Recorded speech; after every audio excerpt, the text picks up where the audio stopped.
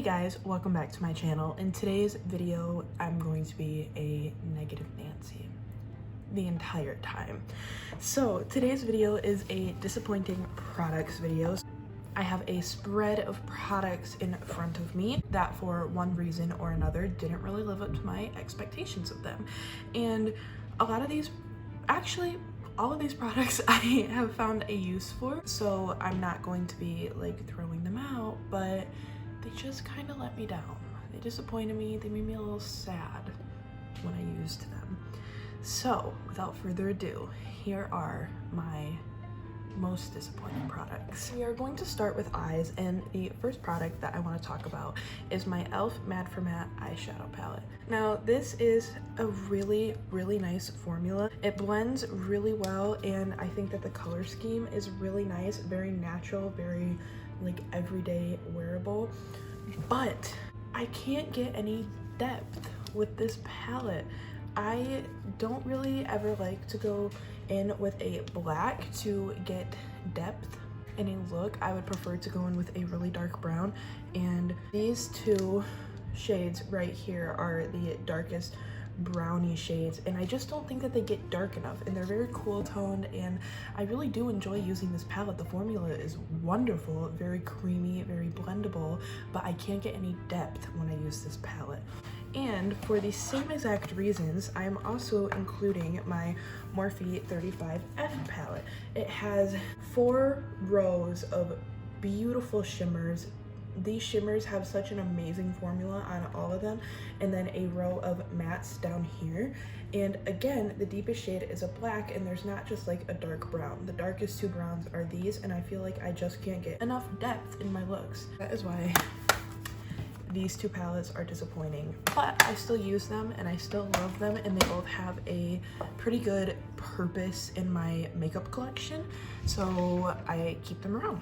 The next disappointing product truly breaks my heart to put in this video, and that is the Milk Makeup Kush Mascara. This makes my lashes look beautiful. It gives you the most volume. It makes your lashes look so fluffy, but this mascara smudges on me so bad.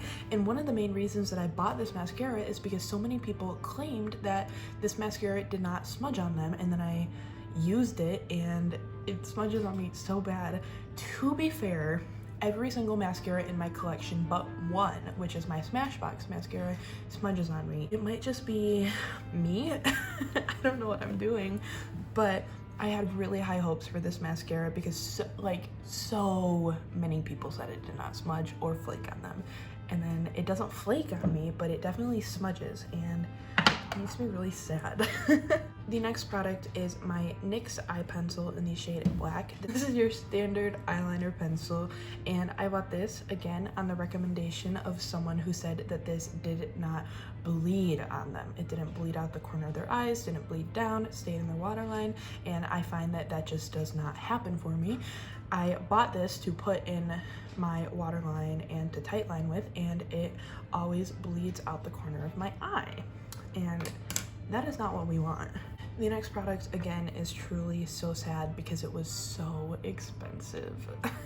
And this is the Farsali Skin Tune Blur Perfecting Primer Serum, and I bought this because Jackie Aina raves about this. It is her favorite primer, and she mixes it in with her foundation, which granted, I have never tried that and I still need to, but she says that it just smooths her skin, makes it look so poreless and beautiful and blurred, and it does nothing for me, literally nothing. Like, the only reason I still use this is because it smells nice and because I spent so much money on this that I'm going to use the whole thing and I'm going to use it up, but it literally does nothing for my makeup. And then for the same reason, I am also let down by the Smashbox Original Photo Finish Smooth and Blur Primer. This is a tiny little sample size that I got in a Sephora play box. And again, so many people hyped this up, but it doesn't do anything for me. It doesn't really make my pores look any different, and it doesn't prolong the wear of my makeup. I put it on and it's kind of just like, it's there. And honestly, these 2 primers kind of made me lose my faith in primers, and now I'm not a primer person at all. The next product is the Maybelline Master Strobing Liquid Illuminating Highlighter in the shade 100 Light. Now, this is a beautiful highlight. It is so beautiful, and I love wearing it when I don't have anything else. If I'm just putting mascara, brows, I'll throw this on my cheekbones, some lip gloss, and call it a day. But the one thing about this is that it dries down and sets so quickly. You have hardly any playtime with it. My favorite way to apply this is to put a little bit on the back of my hand, and then I will take my Royal and Langnickel complexion brush and just kind of like work it into the bristles and pat it on. But if I do not work so fast, it just all dries down on my hand, and then I have wasted so much product. And I feel like I waste so much product using this because it dries down so fast, and so I have to constantly go in with more and more and more, and just, I don't know, it kind of feels like a waste. I've used this probably like 10 times, and it's like already has like a good dent in it, and I should not be wasting that much product on a liquid highlight. Next, I have my L'Oreal Magic Skin Beautifier BB Cream Anti-Fatigue. Now, I really do enjoy this. It is not my favorite lightweight, hydrating skin tint BB cream, but it's pretty good. But the thing about this is that it is so orange, and it says anti-fatigue, so it should be like brightening, should bring life back to your skin. But I put it on and I just look orange. Like, I literally look so orange. It's insane. I don't know how this got past testing. This is one of those things where it comes out like a peachy color, and then it's supposed to transform to a universal shade. It literally says that, transform to universal shade to awaken complexion, but it's just orange, like so unbelievably orange. I have to go in with so much concealer just to make it look half okay, and I feel like I shouldn't have to put so much work into this. After I do put the work in, it looks wonderful and it wears beautifully on the skin, but I shouldn't have to put so much work into this just to make it look good. And then I have two color correctors that I bought from Shop Miss A. This is the AOA Studio Wonder Cover HD Concealer. This is the shade Peach, and this is the shade Green. And these are super pigmented. You need the tiniest bit, and it goes such a long way, but this smells so bad. They smell awful. They smell like crayons. You know, when we were growing up, how we all had like a small little, like a container of crayons, like super old crayons, don't know where they came from, and it had such a distinct smell to it. These smell like that crayon container, and I don't know why, and I know they're not expired because I really have not had these for that long, but they smell like crayons and I can't put them on my face. These two I am actually going to be featuring in an upcoming declutter video, so stay tuned for that. But I had really high hopes for these and crayons. Next, I have this Black Radiance HD corrector, and this is a yellow corrector. And I know that this was not really marketed towards me. It is called Black Radiance, and it's a brand that is pretty marketed towards people with darker skin tones. And so I don't ever really know why I picked this up in the first place, but on me, this is just a really awkward color. It's not yellow enough to be like a yellow corrector, so it's somewhere weirdly between a concealer and a corrector. And I feel like if it was a little bit less yellow, it could be a concealer, but if it was a little bit more yellow, it could be a corrector, and it just is a really awkward shade for me. Like, I will show you an up-close swatch of it, but it's just really awkward, and I don't really ever know why I bought this in the first place, other than I was trying to make my under eyes look bright, but I don't know.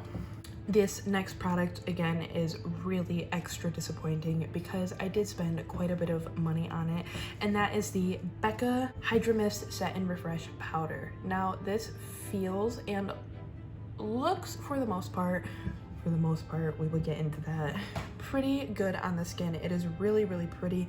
The packaging is so nice, and it's such an interesting feeling on your skin. It literally feels like you're putting water all over your face. But this is slightly tinted. If I put a lighter concealer on my under eyes because I want to brighten them, and then I put this over it, it changes the color of the concealer, and that is not what I want for a powder. It looks really good if I put it all over my face, but I have been moving away from setting my whole face recently, so I feel like I just don't really have a purpose for this, and I still use it because I want to use it up because I spent so much money on it, but it just discolors my concealer just slightly enough that it's noticeable. It's not extreme, but it is noticeable and I certainly notice it. And then I have the Milani Baked Bronzer, I think in the shade Soleil, and this applies really nice, and it's a really good shade and tone for me. It is a baked bronzer, but every once in a while when I apply it, I see like gold glitters on my face, and it has these like glittery streaks running through it, and I know that like that's where the shimmer comes from, but if they made this bronzer without putting the glitter in it, it would be such a good bronzer. But I love shimmery bronzers, but I don't like glittery bronzers, and this definitely every once in a while crosses the line from shimmery to glittery, and I just don't vibe with it on those days. Next, I have the NARS Albatross Highlight, and this once upon a time was everyone's favorite highlight on YouTube, and I can see why. It is a really, really, really beautiful highlight. It is one of those highlights where you have to, like, looking straight forward, you look like you have no highlight on your cheek. Then when you turn and it catches the light, it is so beautiful. But this has such a heavy white base to it that I feel like you can kind of see that you have a white streak on your cheek.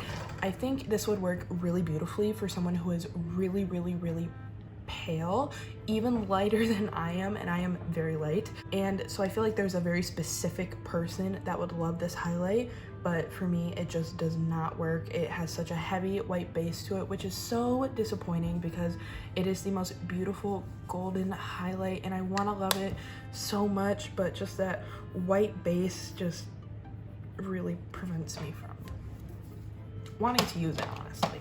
And then the last product is actually two, and these are the Milani Amore Matte Lip Creams. And the name itself, Amore Matte Lip Creams, sounds so lovely and so wonderful, and it sounds like it's going to be like almost like a NYX soft matte lip cream where it is matte but it is not super drying. But oh my goodness, these dry your lips out so much. For this shade right here, which is called Amore, I've been saying that wrong, it's definitely Amore, not Amore. For this shade, which is a beautiful yellow-based red, it is perfect. I think that for a dark liquid lipstick, it needs to be super matte, or else it will be all over your face, all over your teeth, all over your straws, all over your boyfriend's face, everywhere. But for a shade like this, which is kind of like a light nudie pink, having a matte lip makes your lips look so dry and crusty, and that is what I find with this. So this formula, I wish it was less drying because I want to love it so much, but I can't just because of how drying it is, and that's really, really sad. Those are all the products that I have in my collection that are just a little bit disappointing for one reason or another, and hopefully I will never have to make this type of video again, because truly it breaks my heart that these all kind of suck for a little bit in one way or another, but you know, what can you do? I hope you enjoyed this video. I hope you liked seeing what products in my collection really just let me down in one way or another, and I hope you are all staying safe and staying healthy. I hope you will also maybe like this video and subscribe before you go, and hopefully I will see you in my next one. Bye!